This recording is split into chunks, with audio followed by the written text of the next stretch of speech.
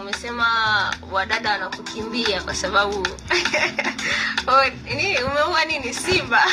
Mimi Masai, kwa hiyo wakisikia tu wewe Masai kimbia mbaya. Wanakimbia kwa sababu wewe simba. Nasema una hasira sana nyinyi. Wewe ni part ya wale wachekeshaji? Yeah, mimi ni stand up comedian pia. Okay. Yeah. Una muda gani labda kuanzia tangu umeanza kufanya uchekeshaji?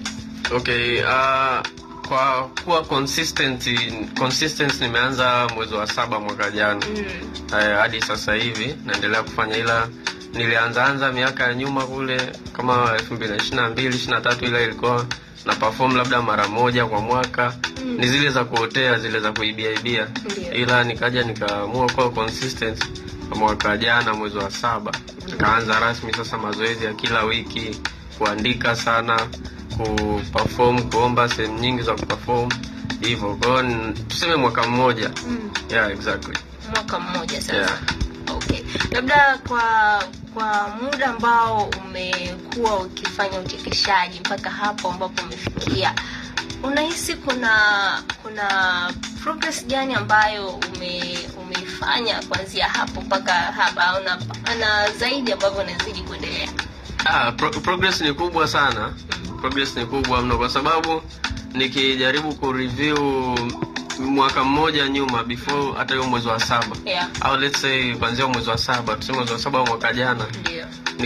Nika review, nika relate na mwezi wa 7 mwaka uliopita, juzi miezi miwili iliyopita. Yeah. Naona kuna utofauti mkubwa sana, hasa katika performance, uandishi, kwa sababu nilikuwa mpole sana jukwani. Okay. Nilikuwa mpole, nikienda nikiongea natia huruma kweli, yani wananionea huruma, wacheki. Ilikuwa inakupa shida kidogo? Ilikuwa inanipa shida, ila sasa nilipoanza mazoezi nikawa nazidi kujitengenezea confidence, kwa sababu ile kitu inahitaji confidence.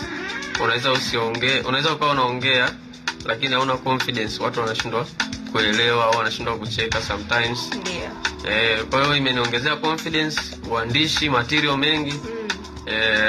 Na imenipa connection labda na watu wengine wakubwa ambao nakutana nao baadhi yao, na inazidi kunitanulia wigo katika comedy, tasnia ya comedy. That's nice. Yeah.